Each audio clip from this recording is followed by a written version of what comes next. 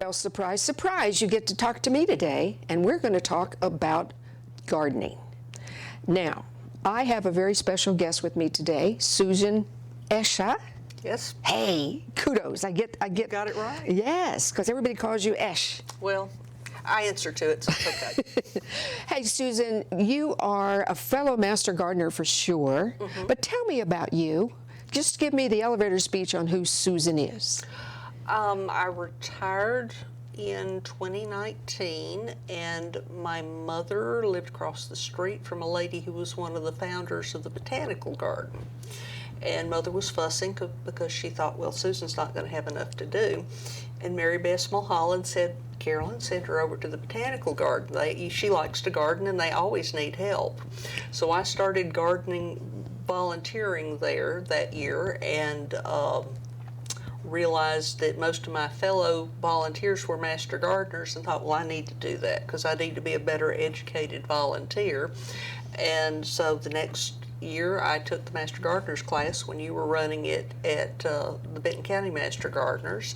And so I do, well, let's see, last year I did about 300 hours of volunteer work at the Botanical Garden and about 150 with the Master Gardeners. And that keeps the dirt under my fingernails and keeps me in a good mood, as my husband would say. Well, yes, gardening really is good for your soul, I think. I really do. You know, our topic today is ready, set, go, but we don't necessarily want to do the go part quite yet, right? It depends on what kind of gardening you like to do. For example, we planted the spring vegetables at the Botanical Garden, and I and my mentee planted our vegetable beds at Helping Hands 2 weeks ago, because this year we're having a really early, warm, dry spring. Gotcha. And so the lettuce and the kale and the broccoli and the onions and the turnip seed are all in the ground now. Now, if you're not an early spring vegetable gardener, yes, it is not time to put out tomatoes. It is not time to put out peppers.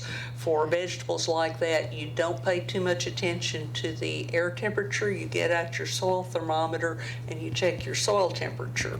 And you want a soil temperature of at least 65 before you put out tomatoes and peppers. You know, you can put them out, but then you just get to buy them again and This is do them a second time. So you do all seeds, or do you do sets? It depends on what we're growing. At the Botanical Garden, we do a lot of sets because we want the garden to look pretty in addition to being productive, and we've got the advantage of having a greenhouse there. And Mitch Wright, who was the hort teacher at Springdale for many, many years until he retired, runs our greenhouse, and he can grow anything. So I've got the luxury of having lots of sets whenever I want them. At home, I do some of both. I finally mastered the tabletop seed starting process. I've got a little spot down in my basement, and I do the easy things like lettuce and kale and the shorter season leafy greens, because I go through a lot of lettuce in the spring. And if you're going to pay $6 for a 6-pack for lettuce, you might as well go buy it in the grocery store. There you go. But it's very easy to start from seed on just a little tabletop seed starting, and then you can move those out into the garden. I know you've got a nice little presentation going on here. If you'd like to just start talking about what you want to tell us today, okay. And then we'll have some pictures up on the screen as well. So, well, some things to do in March. I've got a list of things to do and things not to do. Excellent. First thing is, if you have not done a soil test in the last few years, go do a soil test. And you do that at the extension office? Yes, just get your samples, put them in a plastic bag. They like for the soil to be relatively dry, so sometimes I'll leave the bag open, let it dry out for a few days. But if you'll take that to the extension office on 14th Street in Bentonville, they will test it for free, and you'll get your results back via email, usually within a week. Now, what you do not want to do is just assume you need a lot of fertilizer and go out and dump a lot of fertilizer on your soil or your garden, either one. It's really better to wait for the results of that soil test, because you might go out and buy a high number balanced fertilizer that's got a lot of nitrogen, potassium, phosphorus, put it on the yard. You didn't need anything but the nitrogen. Exactly. And the other two will run off in the first rain because the soil's already saturated, gets into the waterways, and that's what causes a lot of the eutrophication, the algae growth on our waterways. So it's really, the soil test is free. It's really better to do that and then base your fertilization on what the soil test says. And if I remember correctly, you want to do those soil tests in different parts of your, like you're doing your lawn. Let's just say you're doing your lawn, Yes, and rather than yes. anything else, do it in different parts Yes. to see exactly what's going on. Get maybe a half a cup from 5 or 6 different places in the lawn. Now, you don't want to mix your lawn soil with your garden soil. Right. So if you've got garden beds and you've got lawn, do one test for the lawn and then do a separate test for your garden beds. Excellent. Okay, what else you got to tell us today? Well, if you haven't cleaned off your annuals from last year, go ahead and do that. And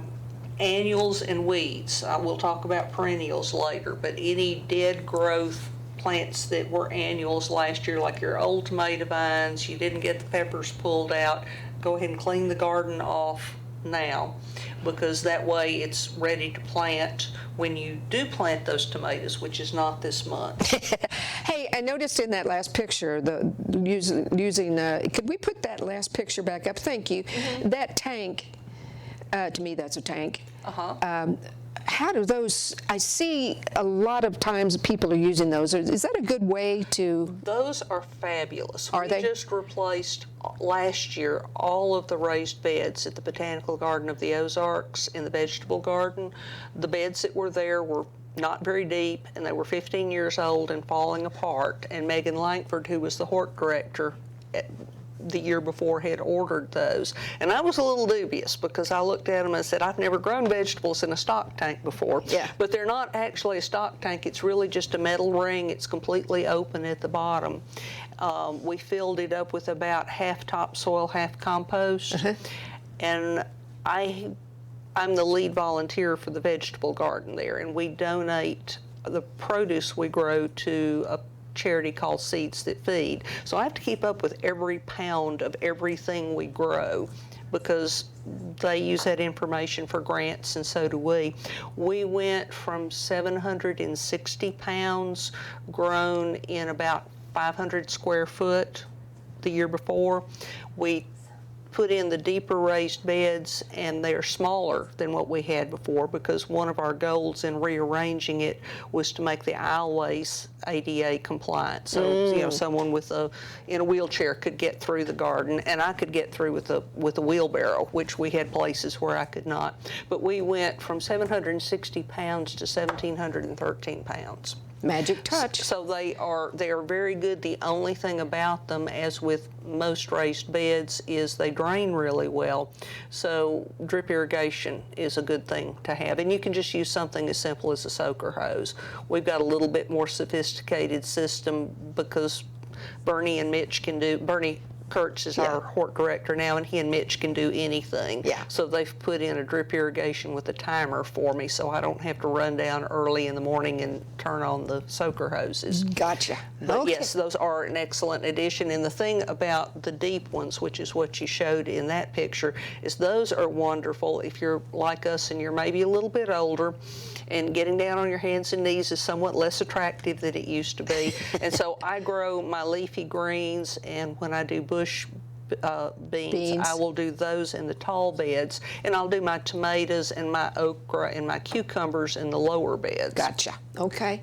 All right. Well, I'm learning a lot because, as I mentioned to you earlier today, my raised beds are about 15 years old, and maybe I ought to be thinking, although they're probably fairly expensive. No, they are not. Really? They are cheaper than buying wood.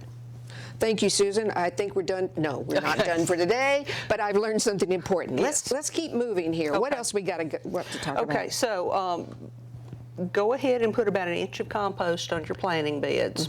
And you're doing that not just for fertilization, but you're doing that to add organic material to the bed. Plant roots are like us. They need water and they need air.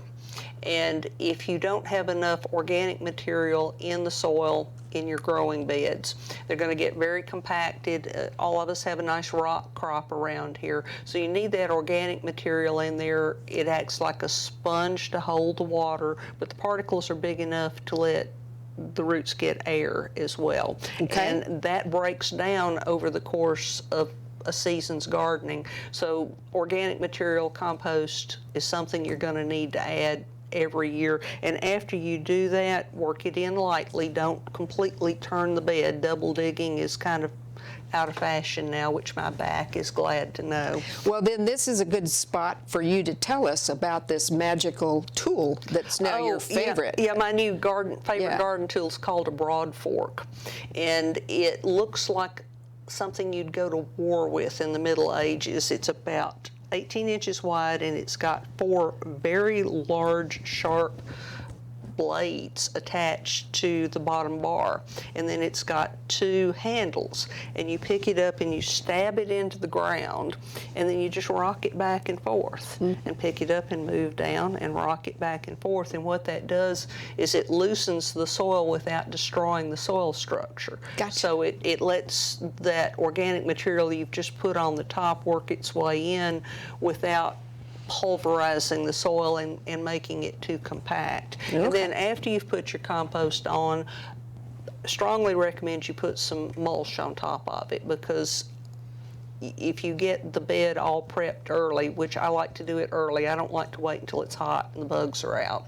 But if you get it all prepped and just leave it bare, then every weed seed in North Arkansas will migrate to your bed, and the next thing you know, you'll have a lovely weed patch. Exactly. So, clean it off, put the compost on, loosen it up, put a layer of mulch on top, and you're ready to go when it is time to plant. I gotcha. Okay, well, let's move right along here. I'm interrupting you a lot, so we've got a lot to talk about. And we've got to take a break in a few minutes. But you know what? Let me do this.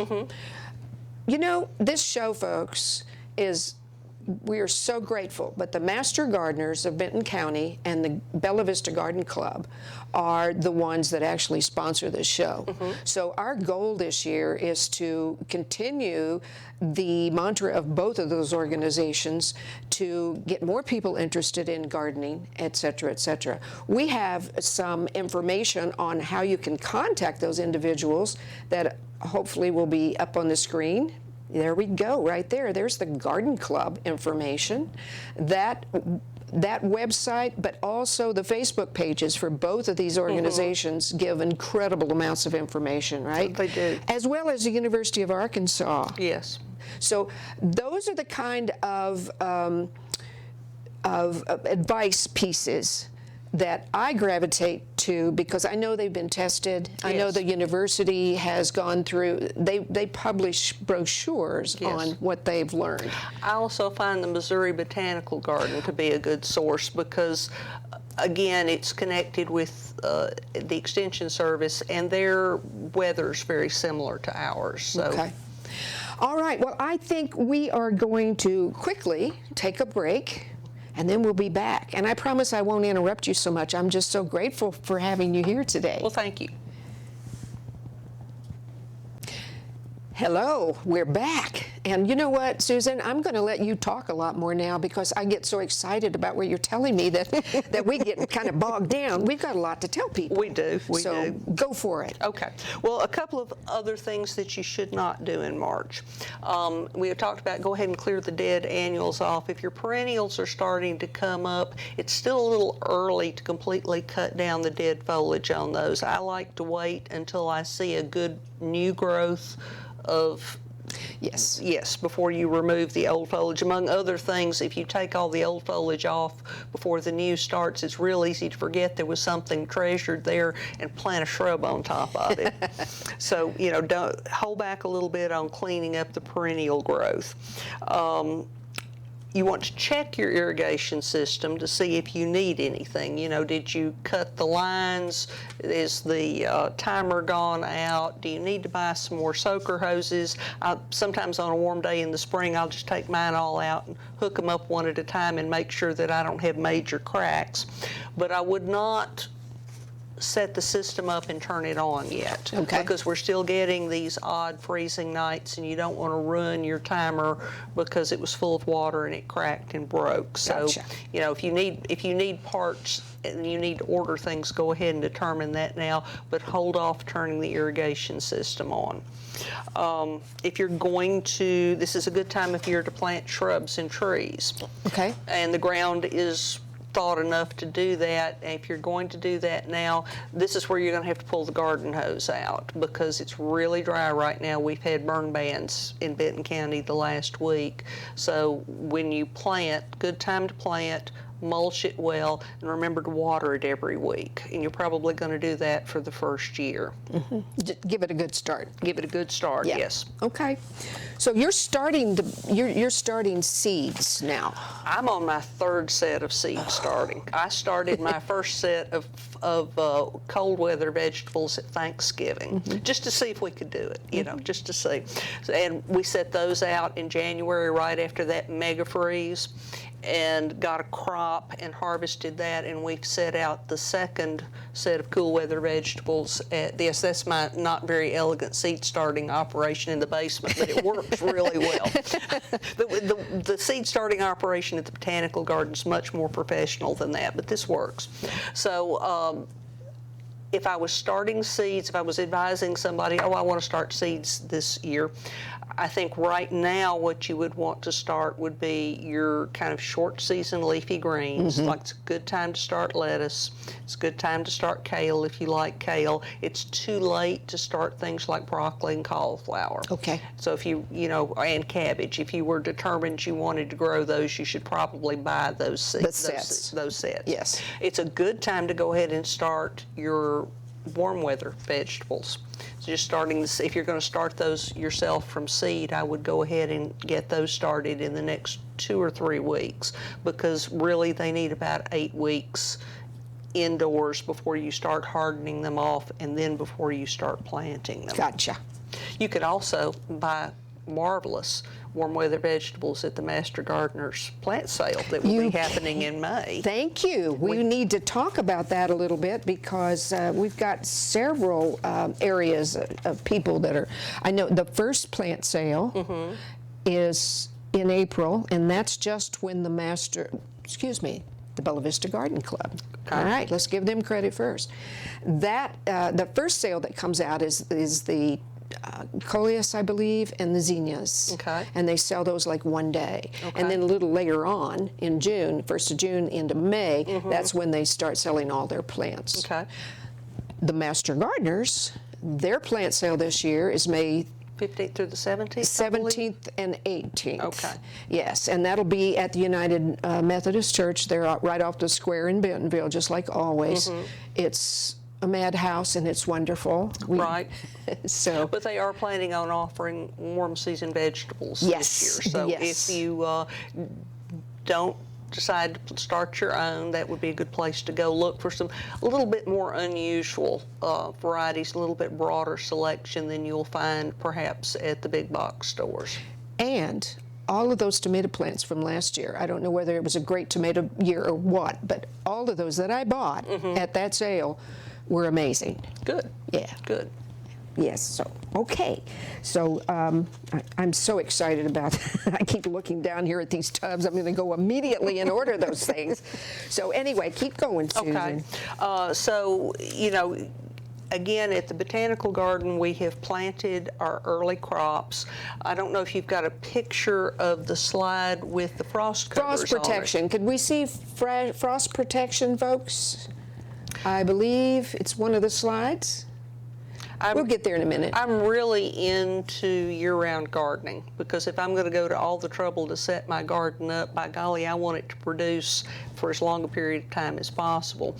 And so I will start these early direct seeds. I'll start seedlings.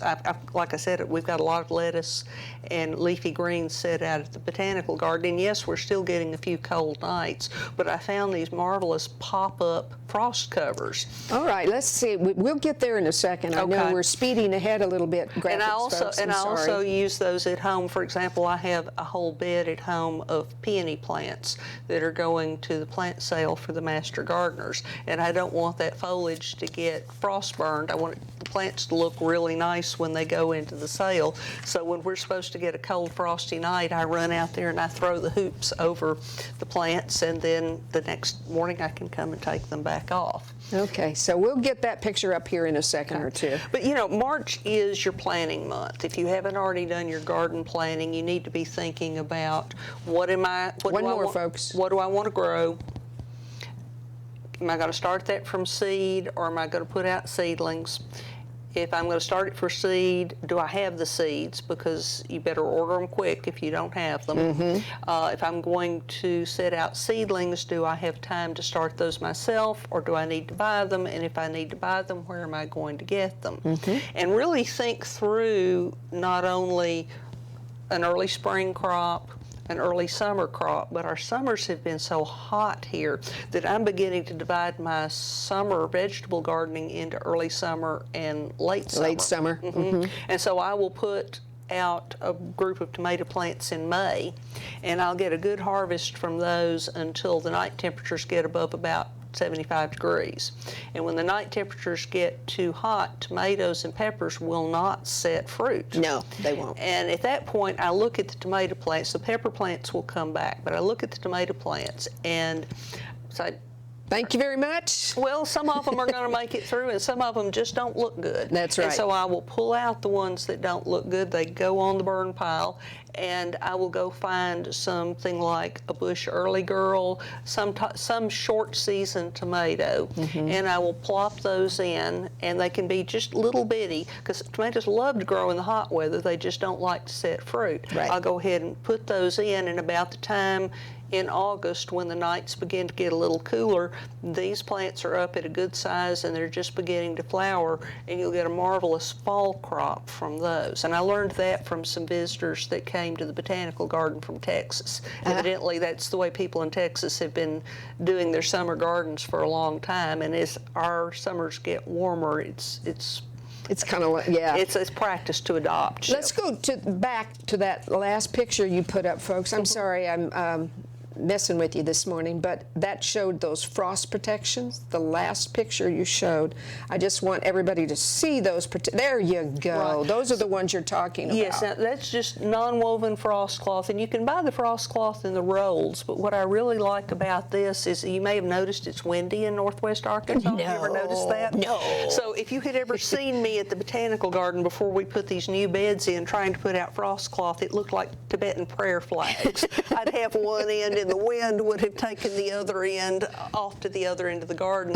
These have got lightweight metal hoops sewn into pockets throughout the length of the tunnel, so they just open and close like an accordion. And I take them and I stick one end in the ground, and I come down and stick the next end into the ground, and there's no blowing away like there is with just a loose piece of frost cloth. So that's my second favorite new gardening tool. Okay. All right. So now let's talk a little bit about transplants. Yes. Transplants right now at the botanical garden, well, we set out our pansies actually last fall, and miraculously they came through the winter pretty well. But if you have not set your pansies out yet, there's a good supply in the nurseries, and it's not too warm yet to put them out. So pansies and dianthus are tolerant to the occasional night frost, so you can go ahead and put those out. I like to use parsley in my flower beds just to put some texture and some green in there. So it's a good time to put out parsley. If you've got access to some red cabbage plants, those are also really pretty in a flower bed, or if you're worried about rabbits, put it in a container. You know what I love? You know what I mean by dinosaur kale? Yes. It's such a beautiful landscaping plant. I put that with my flowers. Yes, and red mustard is another good one. Okay. And the rabbits don't like the mustard. So Ooh, okay. I'm prone to put the kale and the cabbage in the pots, and then I'll put the mustard, the red mustard, in the ground. Okay, good to know. Okay, so what But else? it's not time to put out zinnias. It's not time to put out coleus. No. It is not time to put out anything that is not really frost resistant, because the night temperatures are hovering, at least down in Rogers, around the 34, 35 mark, and they can surprise you and dip a little bit lower. So I would be cautious about putting anything that's more fragile than that, and I would also be cautious. Do not get ahead of yourself. Do not get ahead of yourself, and I would also be cautious about the house plants. I know the days are getting warm, and people are thinking, oh, it's time to move the ferns outside, and I would say, yes, it's time to start getting the house plants accustomed to being outside, but put them outside for maybe an hour or so in the middle of the day and set an alarm on your phone to remind you to bring them back in. And do that, you know, start with maybe an hour and then add a half hour, always bringing them back in before dark until we really get past our frost date. And then when you put them out, they won't get sunburned and droopy. You know, in the essence of not running out of time, I'd like you to just talk to us about the children's garden. Okay. Well, it's very exciting. We've put in new beds for they call it the Little Sprouts Garden at the Botanical Garden of the Ozark. And this is where Brooke Blanton teaches gardening to the 3 to 5 year olds. And so they come on Wednesdays, and we're just covered up with toddlers and mothers pushing strollers and so on and so forth. So they will do things like plant radish seeds and set out and harvest lettuce and pick cherry tomatoes when the season gets a little bit farther along. And we've had a kind of sad little area for them to do that, and it was sad because the dirt's not very good in there like it is in most of northwest Arkansas. Yeah, so yeah. we've put in some of those tall beds like you showed in the pictures a while ago, and those were put together with volunteers 2 weeks ago. The ground staff and Hort staff got the area leveled and put in the water lines last week, and Monday we filled the beds, and by Wednesday the volunteers had them planted and ready to go. So we're really excited for Brooke's next pop-up gardening event on the 10th of April. Okay, so you all heard that. 10th of April. Yes. Pop-up gardening. And that means all the little kiddies come in then? It is a pop-up event when she starts her every Wednesday events, I think in May. Okay. But we're doing a couple because we have the new beds and we've gotten them planted. The kids are gonna harvest Easter egg radishes on the 10th of April. What is that?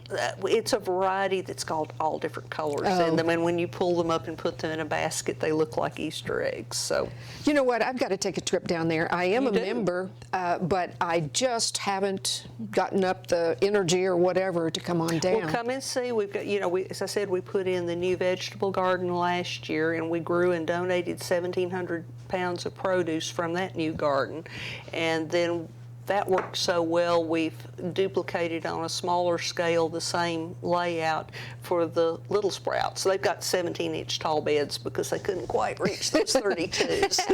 Let's also talk a little bit about the Helping Hands Garden. We donate a lot of that produce to the Helping Hands Food Bank. Yes.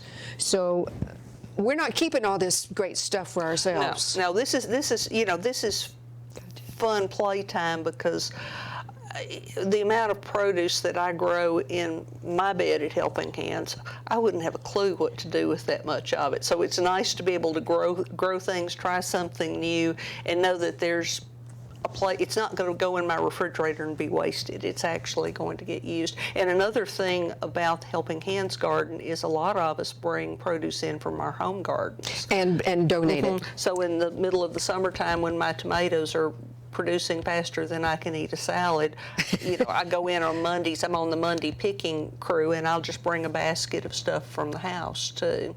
Is that well? You know what? I could talk to you forever.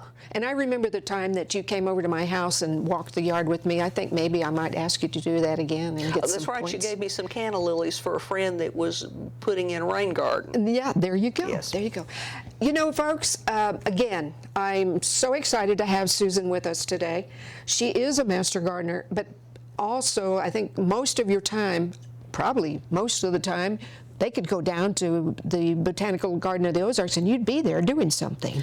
Many days a week, and if I'm not in there, you'll find some other volunteer working, and we love to have company, and we love to talk about gardening. Yes, we do. Okay. Thank you so much. Thank you, Maybe JD. we'll see you again. Possibly In the so. meantime, folks, ready, set, sort of go. Get ready. The weather looks really good, but don't let that fool you. See you next month.